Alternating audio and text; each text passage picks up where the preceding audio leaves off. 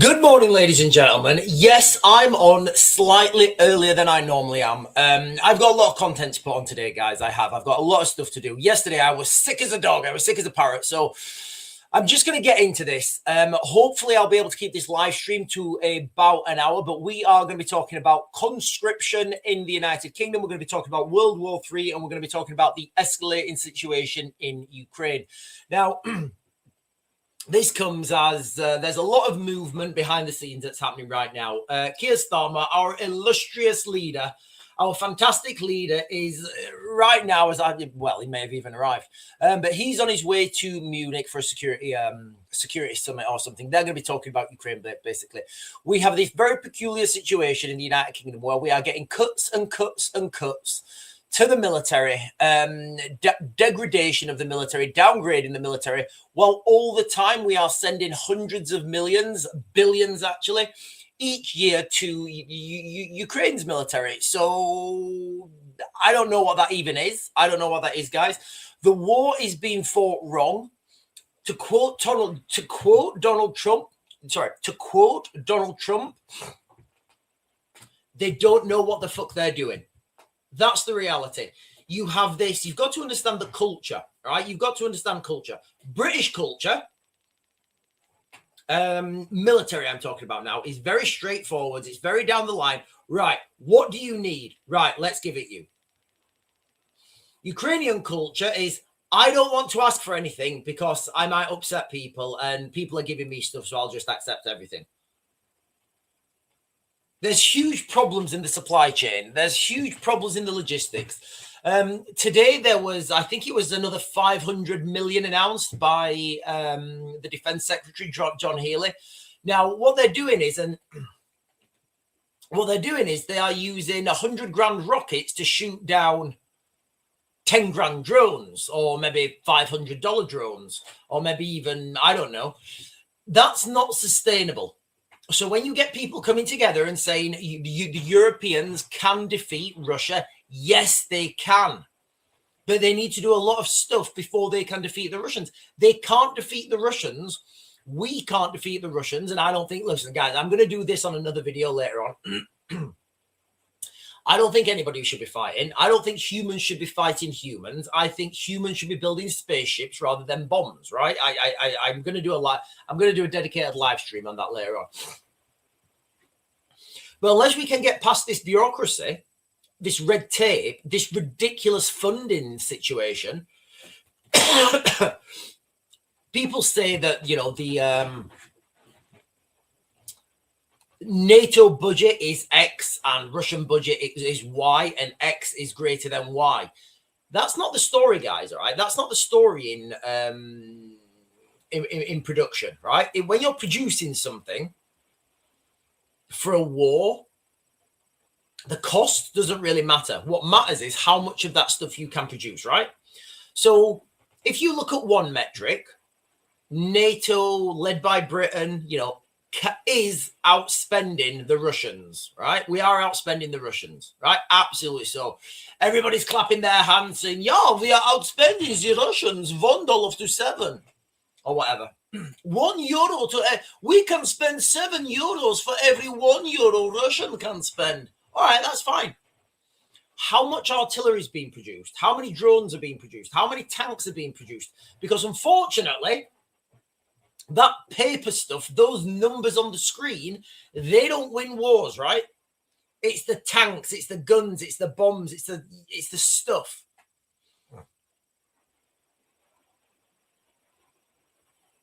So let's just get on with my opening monologue, ladies and gentlemen, because again, I'm not talking about a far-fetched tale. What I'm about to say isn't, you know, it's not conspiracy anymore. It's not being whispered. People are talking about this now on the mainstream. And I'm talking about the stark warning drawn from the cold facts staring each and every one of us in the face right now. Britain has absolutely slashed our own military to the bone over the last years. Even talk about taking parachutes away from the parachute regiment. No, I'm not making that up. And now, as whispers grow louder about sending British boots to Ukraine, British boots on the ground in Ukraine, the shadow of conscription it's ever large. Where are we going to get these men from? Yes, there's the argument for a migrant army, and I get that, you know, service for citizenship. Where are we going to get these men from, ladies and gentlemen, if we keep degrading our military? If Britain deploys to Ukraine with the proposed 7,500 man contingent, we don't have enough men. We do not have enough men to send 7,500 men to Ukraine. We don't. That's not even like, that's what, a week? That's a week in fatalities on a heavy week. So what I mean by that, Britain has pledged 7,500 men. Or that's the number that was given in the mainstream media. 7,500 men. Now, I know what you guys are thinking. But Sean, the military stands at 75,000. That's 10% of the military. Okay. First of all, not all the military are frontline trained. That's just the reality, all right? If we're talking about infantry, and I am, the guys, and I don't know how these 7,500 men will be divided. But if we're talking about 7,500 men to Ukraine, that 7,500 men quickly becomes 22,000, right? Because what are you going to do? Just leave them there? No, you need to rotate them round. And if you consider that those initial 7,500 men that go to Ukraine are not going to go back next year, and they're going to have a year off, then that means that you have to replace them with someone, and then you have to replace them with someone. And this is how you get a rotational cycle. So whatever the number is, whatever the number of deployed troops, at a minimum, you have to times it by 3. Best case scenario, you know, a sustainable multiplication would be times it by 6, because then you've got 2 rotations, right? So if we do deploy to Ukraine for whatever reason, remember, we have been talking everything, you know, we've had these peace negotiations, ceasefire negotiations. You know, I can remember doing a live stream before Trump was elected, and people were on the chat, "Oh, Sean, Trump's a peaceful president. He's going to stop the war in Ukraine within 24 hours." Not a chance. Not a chance is he going to do that. I then went on to tell you guys how Vladimir Putin would play the United States, how he'd play Trump. Yes, of course, we want to come to meaningful peacefire and ceasefire negotiation. But you need to send proposal with documentation, and we will review documentation. Of course, I cannot do full review here and give you the information right now, but I will take home, and we will review, and we'll come back with amendments. Okay, Vladimir. Okay, we got Vladimir on side. He's going to go review this, guys. Vladimir's going to go review this. Hey, Vladimir, it's been 2 weeks. I'm just wondering if you've looked at the documents yet that we sent you. Yes, we look at documents, but interpreter having problem with some meaning, and we don't want to misinterpret word and structure of sentence. Would it be possible to have 2 more weeks? Okay, Vladimir, you're doing a great job, buddy. Thanks a lot. 2 weeks? Hey, Vladimir, have you looked through these documents yet? Yes, main interpreter had to go to front line. You know, we are fighting war and drone strike destroyed. Would you be able to send document again, please? Just kicking the can down the road. We're nearing the 4-year point since Vladimir Putin's tanks rolled into Ukraine, 22nd of February, I think it was. 22-22. And Russia, they haven't withered. It's grown stronger. more entrenched. The Russian military-industrial complex has expanded. There's no denying that. You know, I did a live stream about this. Russia are building thousands of drones. These ones, Shahed type, thousands of drones every day. They can deploy thousands of drones every day. They are building, reportedly, 150 tanks per month. And what are we doing here in the United Kingdom? We're doing nothing. We are taking parachutes away from our paratroopers to save £15 million a year when we've just given 500 million to you. I mean, that would be what? The next 20 years of parachutes for the parachute regiment. But no, we've just given it to Ukraine for air defense.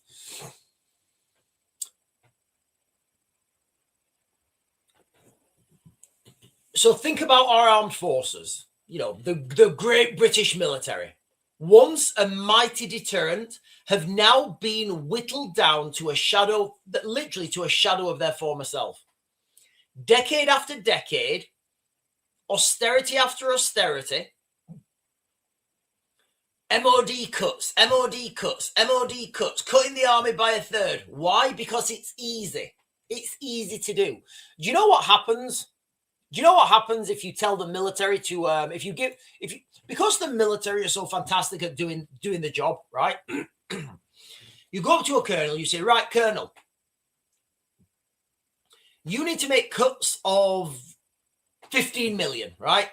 By the end of next budget, before next budget. Yep, got it. The colonel will go back with his proposal. He'll say, right, I've managed to do 16 million of cuts. It was either 14 or 16, so I've actually got you an extra million. Yep, there's your cuts, done. Can you still operate? Well, it's going to be difficult, but yeah, you know, you've told me to make cuts, so I've made cuts. There you go. Do you know what happens if you go to a doctor or a medical board or a hospital and say, listen, you hospital, you're failing. You need to make cuts. The doctors will say, right, okay. The deadline for the cuts will come and go. They'll say, right, we need more time. The doctor will come back and say, yep, here's your cuts. We actually need another 15 million. They'll say, what?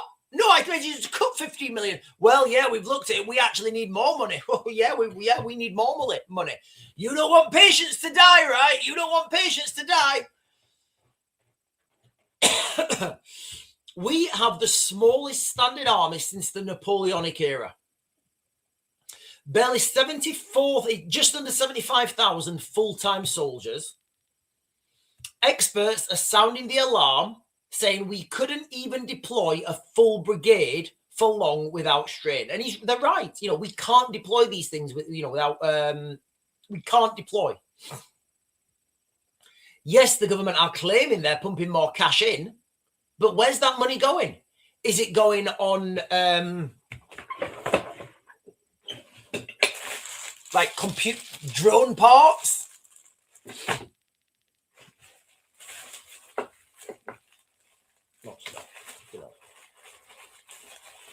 Anyway, little computer chips that businessmen are thinking, right, well, we've got the contract to supply these. There's no other producer. We're buying them in for £1. Let's sell them for £100. So where's the money going?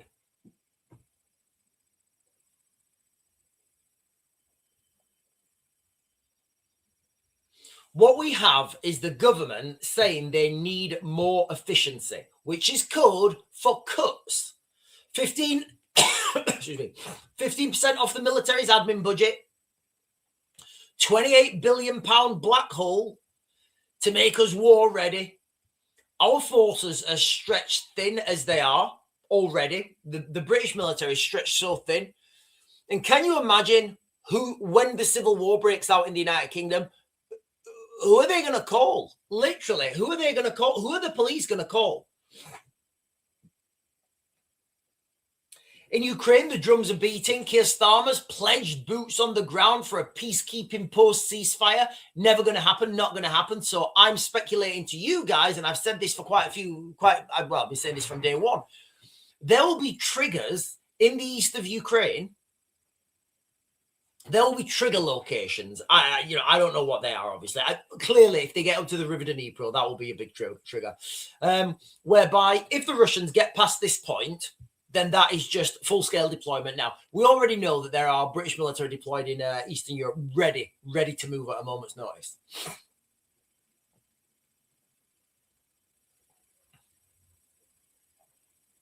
So Keir Starmer, and Macron, they're pledging boots on the ground with former brass warning we would need 40,000 troops just to hold the line. But with our pint-sized army, conscription is the elephant in the room, ladies and gentlemen. It's the elephant in the room. It's the selective, If we need more men, where are they going to come from? Like, we can't spawn them. We really can't spawn them. So where are these men going to come from?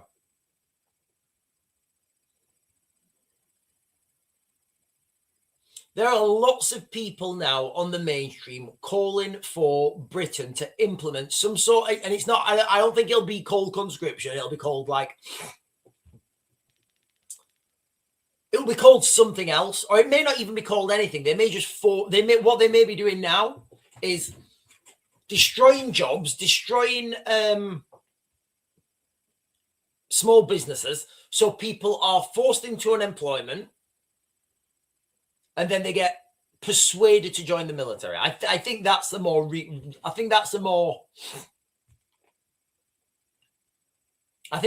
likely scenario. But if deployment does come, remember, Donald Trump and the Americans, they've been quite clear. The United States are not going to be part of this. The United States, they're sending all their task groups into the Middle East. We've got such a cut culture in the British military. I do not see any other way forwards than some sort of mandatory, again, I don't know what they're going to call it. It's going to be conscription, right? If you're forcing people into the military, whichever way that you guys are doing that, that's some sort of, that's some sort of conscription, right?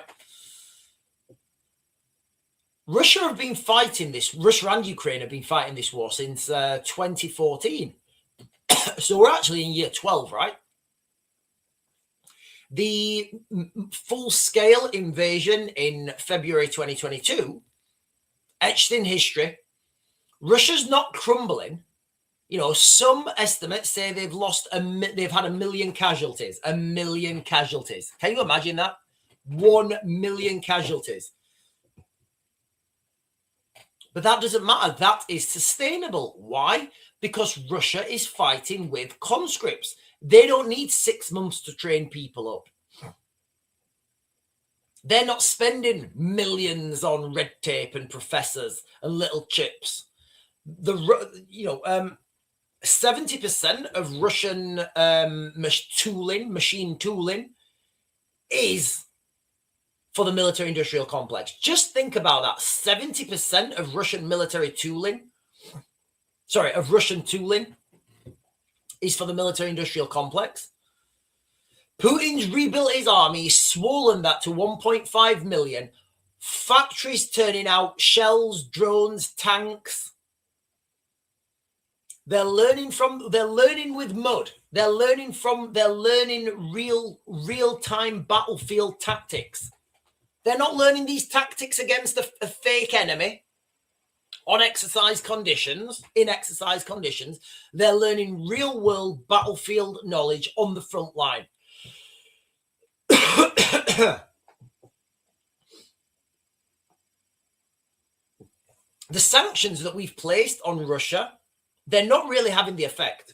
If you think the sanctions on Russia were to bring down their economy, kind of not worked. It's kind of not worked. They've upsized their military, and they've been able to outlast everyone. I think people in Britain need to wake up to the inevitable, the absolute inevitability. as we move forwards, and we are moving forwards, the likelihood that there will be British boots. Well, I mean, look, there are already British boots on the ground in Ukraine, right? We already know that because they've started to come back in body bags. These are not idle threats anymore. These are the fruits of our own labor. What's that thing? You sow the seed and reap the whirlwind or something? That's where we are right now, guys, okay? Consecutive governments, cuts and cuts and cuts and cuts to the size of the military. And then where do we go now? Literally, what do you do then? And let's not pretend that the Argentinians won't have a crack at the Falklands once British boots are on the ground in Ukraine. Right, ladies and gentlemen. Right, division control. Right, division control is getting blocked straight away.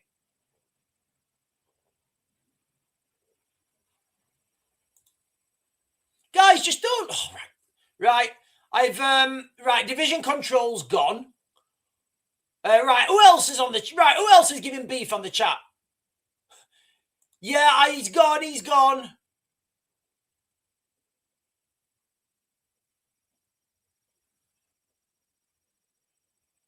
Right, I think he's gone. How many of those did he do? Well, he's gone now anyway. Right, I hope everybody else is okay. Good morning, everybody. Good morning. Right, I'm just jumping up, making sure there's no more beef. Right, good morning, everybody. I am on a little bit early today because I've got quite a few things to do. I've got, well, not quite a few videos to do. I'm going to come back on later. I'm going to do another video about this UFO disclosure that's on its way. I'm going to do another video about Prepping 101, and I've got something else to do as well. I can't remember what the other one is. Anyway, right, let me jump down. Debbie Doobs is saying AI robot armies. I think we're a long way off that yet. They will get rid of the ships from the Navy and replace them with Lilos. Well, listen, you might laugh. I mean, we all might laugh about, Lilos and rubber dinghies, but it turns out the humble rubber dinghy is the most effective military insertion weapon that the world has ever seen. It's unstoppable. The rubber dinghy is unstoppable. Most naval ships are docked and unmanned anyway. Says Luniversal. Yeah.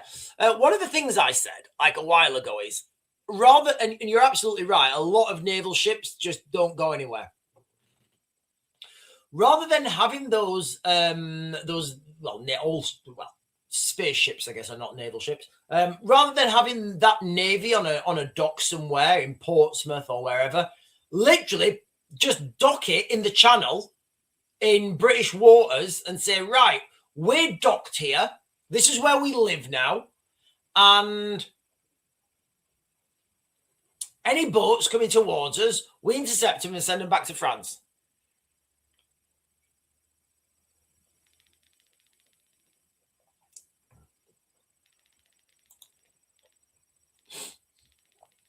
Michelle Marshall is saying there was a sub seen on the northeast coast beginning of next week. Well, yeah, I mean, we only find out we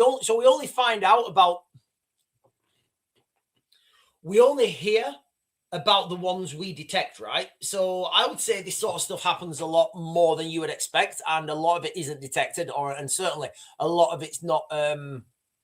Go on, a lot of it's not.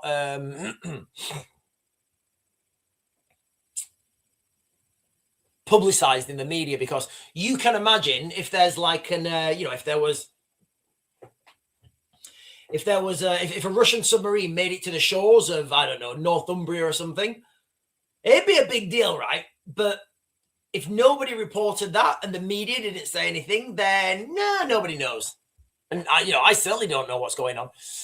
The Watchman is saying UK armed forces are not fit for use. We are underpowered, lacking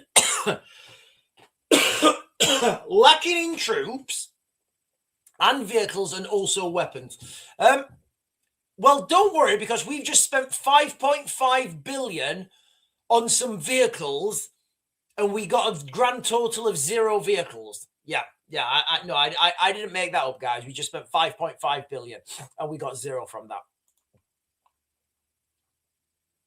Right, I'm just going to jump to the bottom, guys. There's quite a lot of comments on the chat. Zoe, I've got a message. Zoe is saying,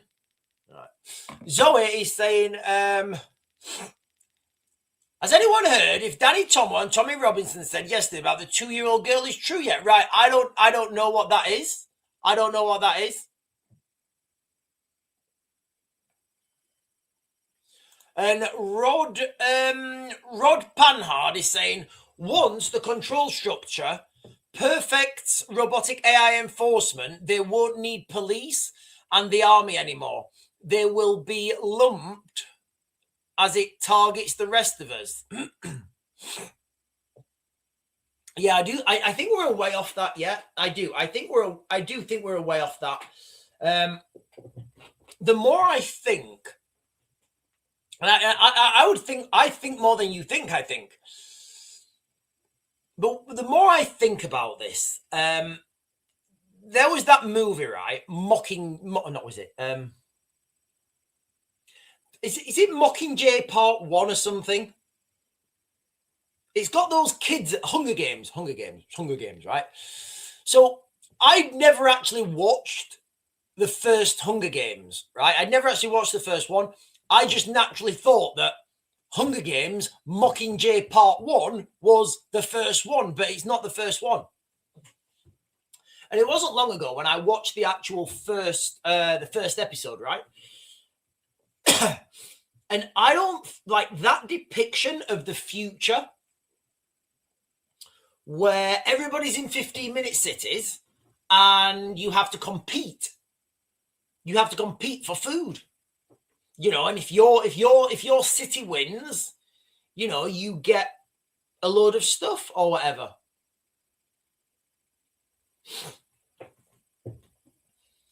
I don't think we're there yet, but I do think that we are heading towards that direction because that's perfect control, right? That is a perfect control mechanism.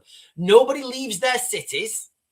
You don't leave your city, so you don't know what's happening in the other cities, and you don't really know what's going on. And you have these family dynasties, these families of power, these dynasty families that rule everything. Googleinos is saying Palestine Action wins terror ban challenge. So you've got this group called Palestine Action. Palestine or Palestine? I don't know. So you've got this group called Palestine Action, right? And the government have prescribed them as a terrorist organization. Again, this is a perfect example of how things don't really matter. So, like, whether these people have been deemed Palestine Action or not, if it turns out that if they wear their T-shirt called Palestine Action, they get arrested, they just change the name to Palestine's For Action or Action for Palestine or Palestine Unite Action or something. It's so ridiculous. But the people are like, yeah, we prescribe Palestine Action as a terrorist group. All right, what if they just change their name on Company's House or whatever it is? And they're no longer Palestine Action Group. They're, I don't know, something else. Marrow Mind is saying it's Friday the 13th. It is, guys. It's Friday the 13th. Bad things happen on a Friday, and it's raining like a schmazing. It's raining like a schmazing today. Yeah, Paul is saying, yeah, it's raining cats and dogs again. It is. We've had, where we live, this is our 43rd day of consecutive heavy rain. It's unbelievable.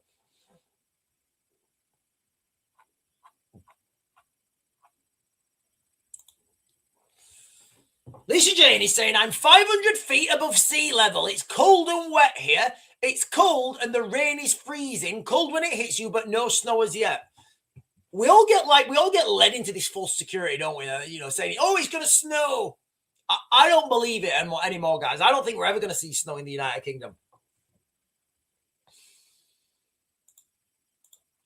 Munchkin, is saying Friday the 13th was actually a lucky day, but vilified when the calendar was changed from 13 months to 12 months a year. Also, the Templars were rounded up on Friday the 13th. I always wonder this, about the... listen, guys, we're going down on a massive side quest, right? After I've done this, I'm going to jump back onto UK conscription, how World War III is inevitable, and I would say we're already in it, and British boots on the ground. I will come back onto that in a second, guys, okay? But Friday the 13th and the number 13, yes. The moon goes around Earth 13 times. Our ancestors used to plan their life by the moon. Why? Because the moon's a clock, right? The moon is a clock, right? The time from one full moon to another full moon is 27.4 days. Let's call it 28, just for argument's sake, right? So now you've got this, the Earth, the year, split up into 13 even segments. Harvest moon, harvest festival. People used to live their life by the moon. So you would naturally expect 13 months, right? Right, listen, let me jump back onto this, ladies and gentlemen, because the war in Ukraine is absolutely raging on. It is. The war in Ukraine is raging on. I'm watching, I'm looking at this stuff that people are talking about in the mainstream, you know, 500 million for this, 150 million for this. And people, again, to quote Donald Trump, they don't know what the fuck they're doing. And this is the problem when your system is too big. When your system is too big, nobody wants to step out of line. People just want to keep their jobs. Nobody wants to put their hand up and say, yes, that's a good idea. Nobody. So you will go to these military officers or these like whatever. And I've done this myself, guys. I promise you I've done this myself, right? I've pitched an idea to the MOD. They've said no. That same idea has been pitched to me, to Lockheed Martin. Lockheed Martin thought it was a good idea. Lockheed Martin pitched that idea to the MOD. The MOD then thought that was a fantastic idea. The MOD paid like maybe, I don't know, at least 10 times more than I was charging. That's how it works. That is literally how it works. So if you're in the military industrial complex, right, and you are a smaller company, you can do things, you know, cheaper. Not always, but a lot of time you can. You know, you don't, you know, because you're not having the excuse me. Your engineers and your welders don't have 6 degrees in welding, stress fractures in steel. You know, they're just welders, right? Right, Dave, can you weld that? Yes, right, weld it. Okay, done. Right, to get you sent off for your tea. In the military industrial complex, when you talk about aviation, all those guys are getting paid ridiculous salaries. So when you're doing this on a small scale, right, you can make those cuts. But the problem that we're having right now, let's pretend that Keir Starmer's in charge of the country, right? Look, guys, let's just pretend. Let's just pretend that Keir Starmer's in charge of the country, right? And somebody says to him, right, Keir. So remember, ladies and gentlemen, we're pretending, right? Pretend. Let's go down a wild conspiracy, right? Let's go down a wild conspiracy and say that Keir Starmer's in charge of the country. Somebody comes up to him and says, right, Keir, if the Russians aren't defeated in Ukraine, they're coming for you. You need to do something, right? You need to make a decision, right?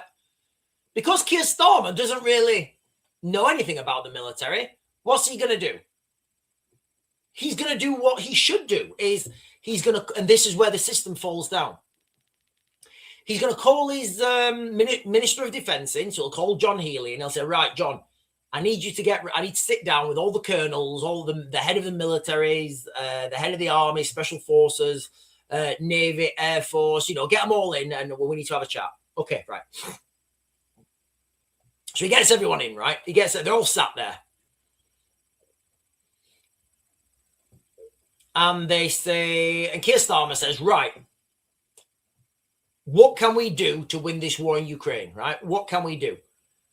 And because the military They are military, right? They don't have experience in manufacturing. They do not have any experience in manufacturing. Zero. And that's a good thing. That's not a bad thing. That's a good thing, right? But that's just the reality. So what the military do is they say, right, okay, they know the weapon systems that they know because they've been using them, right? They know the weapon systems that they've got. And they know that, a javelin will take out most main, well, all, I would say all main battle tanks at up to 3 kilometers, right? They know that. So you go to your army guy and you say, right, what do you need? And he says, right, well, there's going to be tanks coming. So we need a shitload of javelins, just all of them. We need all javelins. So they're like, right, okay, tick in that box. Okay, good. Goes to the naval guy, and the naval guy will say something similar, and the Air Force guy will say something similar. But they don't understand that this war at this scale, they can't be asking for that sort of shit anymore. It's not feasible to produce that amount of kit and equipment at those numbers. It's just impossible, guys. All right. The chain, right? The chain. So when Britain put up the call basically for the N-law, is it the N-law or the I-law? N-law, I-law, I don't know. The one that they give, I think he called the N-law. That was a NATO-wide call, okay? So I think, I might be wrong on this, but I think Sweden made the warhead. The electronics were made by another company. Then another company made something else. And then all those parts then were shipped to the United Kingdom. And then they were put together at BAE Systems in the United Kingdom. So think about all the different chains that can go wrong on that. Think about the supply chain on that, just for that one rocket launcher and just for that one boom. The government, everybody needs to rethink war, because we're heading into a new war. We're heading into an industrialized war.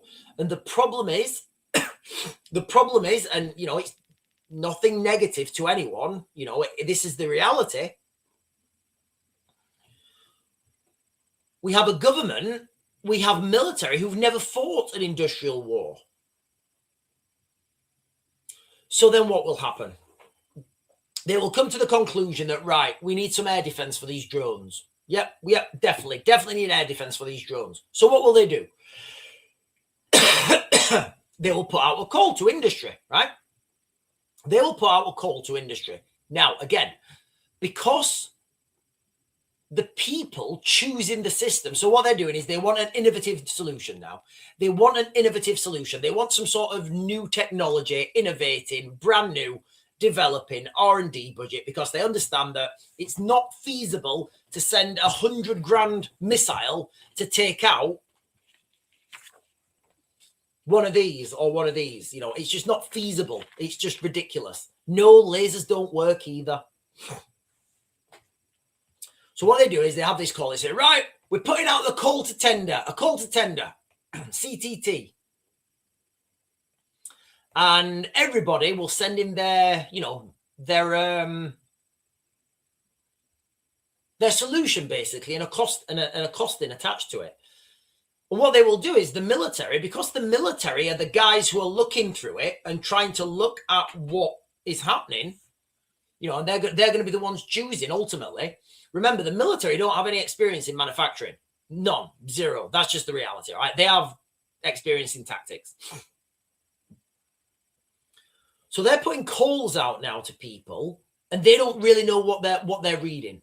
Because if Lockheed Martin tells them 2 + 2 is 5, they will believe it.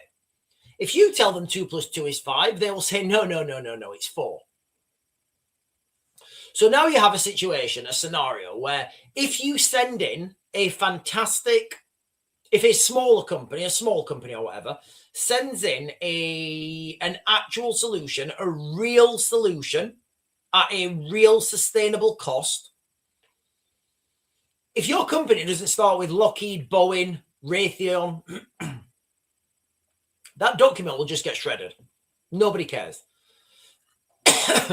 So now what happens? The smaller companies have to go to the bigger companies and say, here, this is my solution to this. Can I build it for you? The bigger companies will say, because they know what they're talking about, right? Because the bigger companies, they do manufacturing.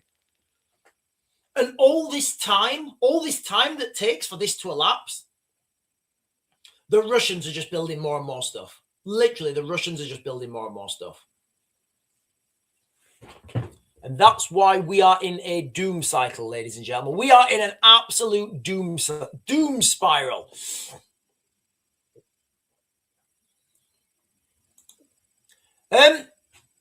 God of the Sea is saying EMP shields, microwave shield, microwaves are your microwaves an EMP shield.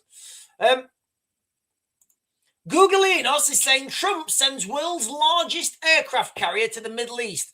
Look, guys, 2 years ago,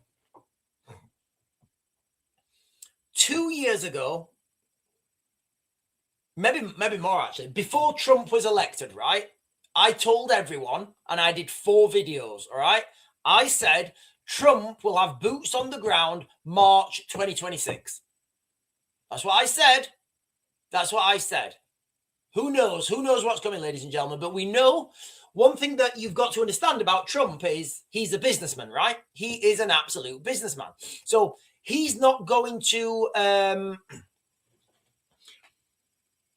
And he understands that these military deployments, they cost, right? There's a financial burden with moving that amount of kit and equipment anywhere, right? There's a financial burden.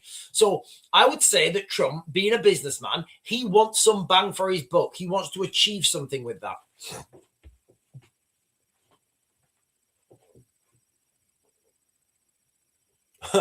Crosshatch is saying, can you tell me how I fit my motorbike in my microwave? Yes, absolutely. To put your motorbike, you have to put it in, you have to find that miniaturizer from Honey, I Shrunk the Kids. And you have to put it in that and then put it in the maximizer as you take it out. Mike Millman is saying 2 minutes a day is enough to throw us through out of... I don't know what that means, guys. I don't know what that means. Gun Commando is saying, sad thing is, I don't care if the Russians invade. Listen, this is part of subversion, okay? This is literally part and parcel of subversion. People don't care anymore. You know, literally, people don't care anymore.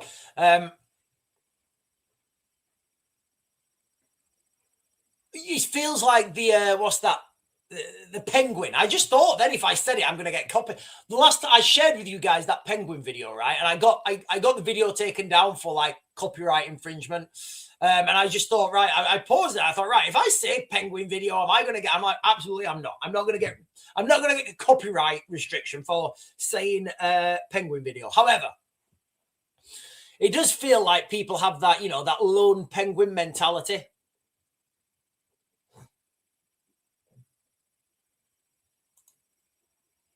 Rod Panhard is saying Russia out alone is out manufacturing NATO. I agree, including the US at a rate of 4-1. Once China gets involved, this disparity gets absurd.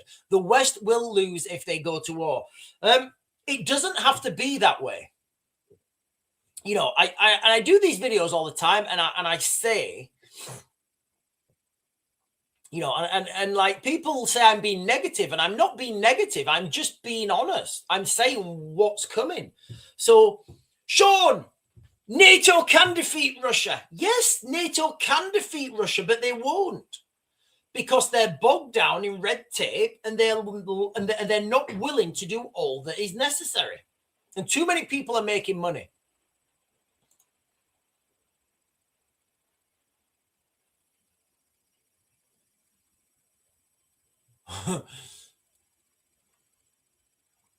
And Rod Panhard again is saying aircraft carriers are fine for projecting power against third world countries, but are useless against hypersonic missiles. These could sink the entire Pacific Fleet in a morning. Yeah. One thing that nobody really talks about.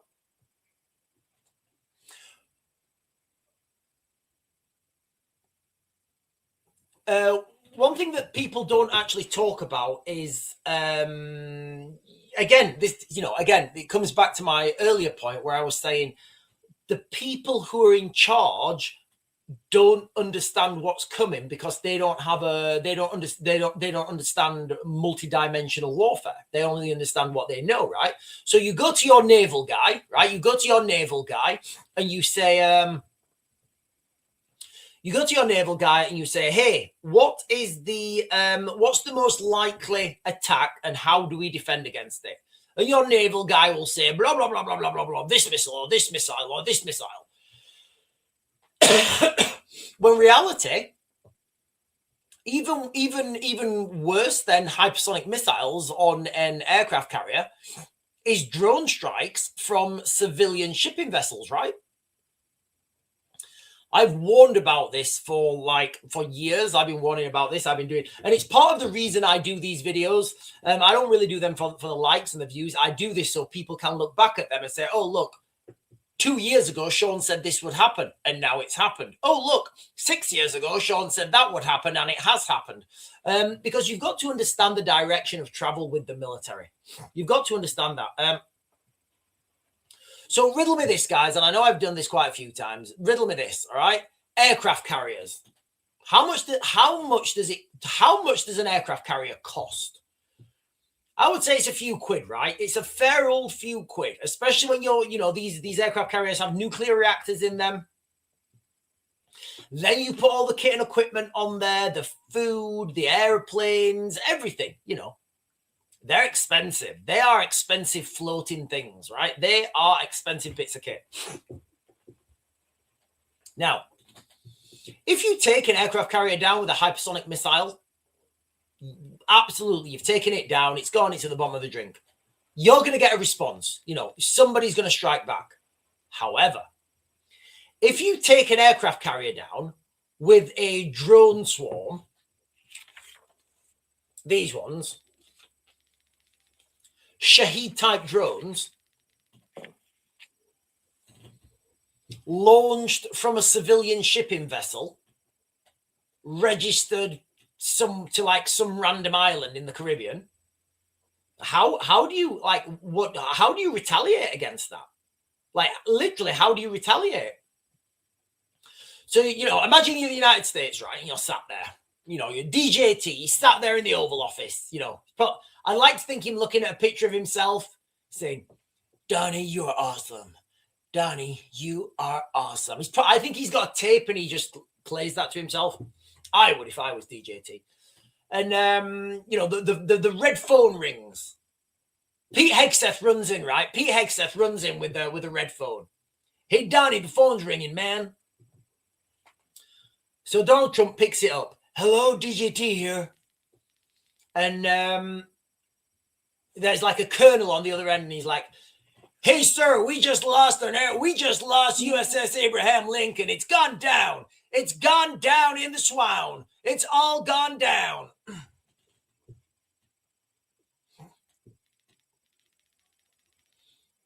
And then Donald Trump says, okay, how did that go down? And he's like, I don't know. We got hit by a drone swarm. Where did the drone swarm come from?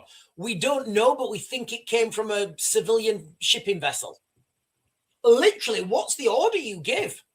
First of all, you've just lost an aircraft carrier. Very expensive, big human toll. What, you're gonna go to war with an island in the Caribbean? You're gonna go to war with I don't know, North Sentinel Island or something? Like, what do you do? God damn it, those North Sentinelese, you're not going to do that, right? So what's the next thing? Right, okay, you've lost an aircraft carrier. You go and seize that aircraft carrier? All right, well done. These things, you launch these off a catapult, right? Maybe 4 meters long. That thing gets thrown over the side. Literally, that thing's over the side. All the paraphernalia goes in the water. Prove it. somebody prove that drone strike originated from that civilian shipping vessel. You can't prove it. What's the other option? You sink it? Well done with that. You've just caused an environmental disaster. So yes, aircraft carriers are great, projecting power against third world countries. But I agree, they're useless against, certainly against people with hypersonic missiles. And I'm going to say they are useless against now drones. When we talk about drones, guys, all right, these ones are going to be the game changer. These ones, they're only replacing artillery. So sometimes when we've talked about war and we've talked about technology, I think we get confused because we talk about drones and I'm thinking about these little quadcopter things, or I'm talking about these little quadcopter things, and people jump on and they're, you know, and there's a little bit of a disagreement. Right, let me jump down, guys. Let me jump down. The best thing you can do is not smoke and not vape. Full stop. Yes, I agree with that. I think you can do better things. I think you can do better things than not smoke and not vape. But yeah, I agree. Vaping and smoking are bad for you. James is saying,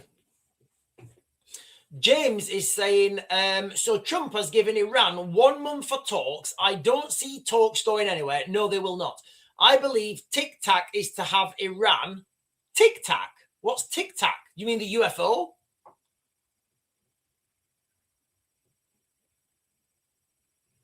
Are we talking about UFOs, guys? Are we going straight aliens? Rod Panhard is saying the Houthis almost got a US aircraft carrier.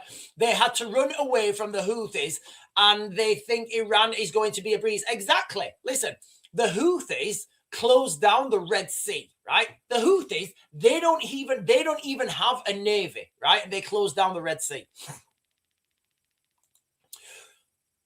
Right, let's jump back on track, ladies and gentlemen, because I've got like 3 live streams I need to do today. And they're all going to be about an hour long, I think. I think they're all going to be about an hour long. So we are talking about UK conscription here, and the inevitability of World War III. If you guys think that the war in Ukraine is going to stop anytime soon, then we may avert World War III. I think we're already in World War III. However, if you guys are looking at what's happening around the world and thinking, oh, hang on a minute, Donald Trump said he was going to have a peace deal. Excuse me. Donald Trump said he was going to have a peace deal in Ukraine 24 hours after he'd won the election. He's not even going to wait until the inauguration.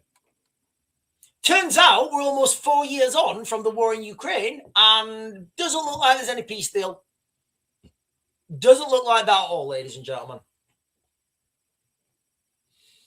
Here in the United Kingdom, we have absolutely slashed our military to the bare bone, and it's embarrassing. It's embarrassing to a stage now where we, the government, are giving serious consideration. I'm not making this up.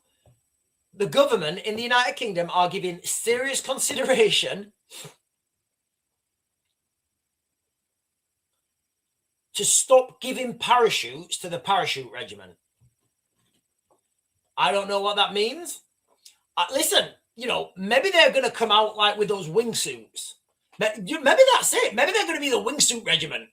And rather than parachute, and those things are expensive, every man just gets issued a wingsuit, and you're like, yeah, you have to jump out now, and you have to do a belly landing, and they've got like a bit of, I don't know if anybody's done any first aid or mountain rescue, but you get these skids,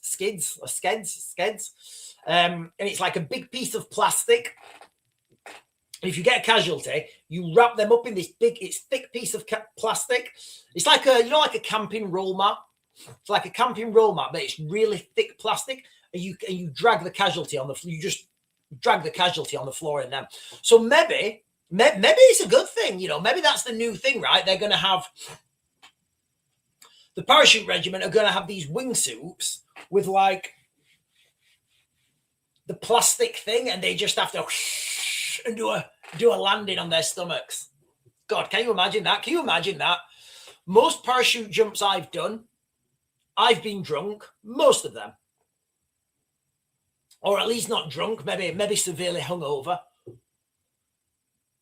I can't imagine how bad that will go, guys. That will be so bad.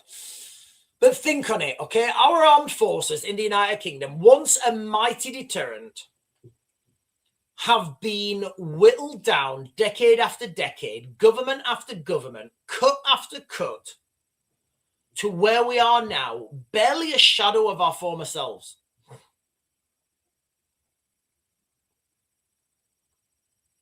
And it's absolutely tragic. As we're looking like deploying to the to Eastern Europe. 7,500 men is what the government have pledged. And I know this sounds wild, guys, but we don't have the manpower to deploy 7,500 men. We do not have the manpower. Yes, the military is just under 75,000, and you're thinking, oh, but 10%. No, it doesn't work like that. If you consider a bare minimum, you need to times that number by 3, right? Because think about it. Your guys go out there, right, 7,500, go. Okay, they're gone. Now what? Do they live there? Is that them for the rest of their lives?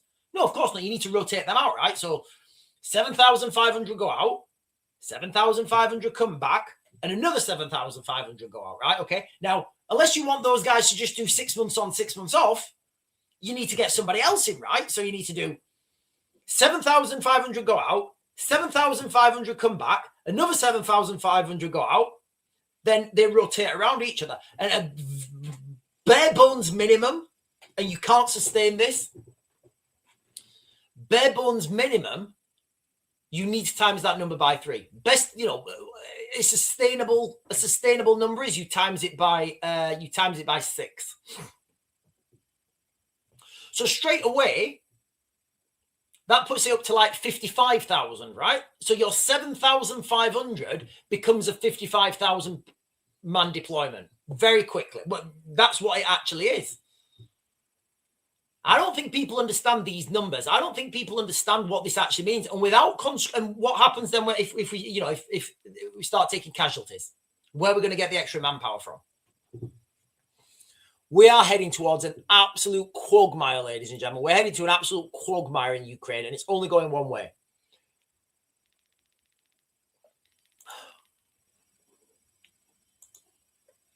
Gone Commando is saying, New World Order is so obvious. Stop believing in nation states, Sean. It's over. I don't. Listen, guys, I'm going to be back on later, and I'm going to do more. I'm going to be talking about other stuff on this live stream. I do just want to focus on this here because this is here. It's real, and it's what we're looking at. They work on the 3 model. After 3, it gets more expensive. If you cut down same ULEZ cam 3 times, it don't get replaced. I don't know what that means. Crosshatch.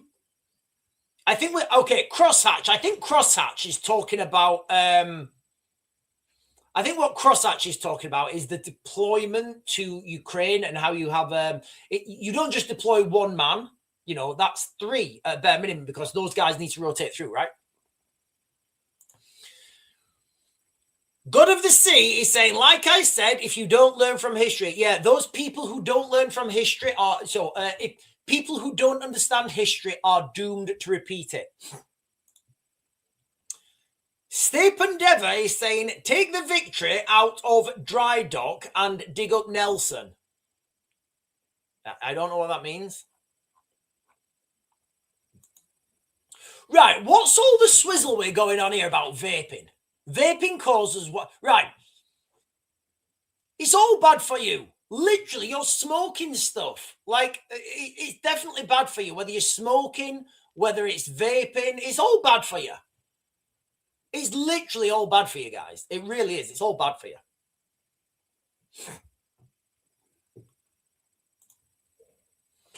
Cheryl Heppelstone is saying World War III is coming for the UK. I think we're already in World War III. I do as well. I think we're already in World War III. I don't think we're ever going to have this.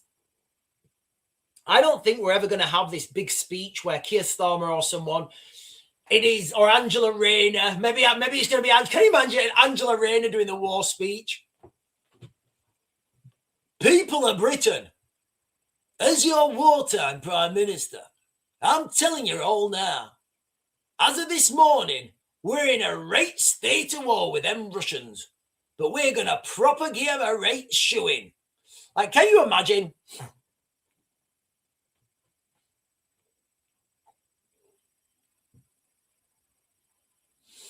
Right, listen, guys. I am gonna close this down now. I'm gonna jump away. I'm gonna come straight back on, and I'm gonna be doing another video. I've got like 3 relatively long videos to do today.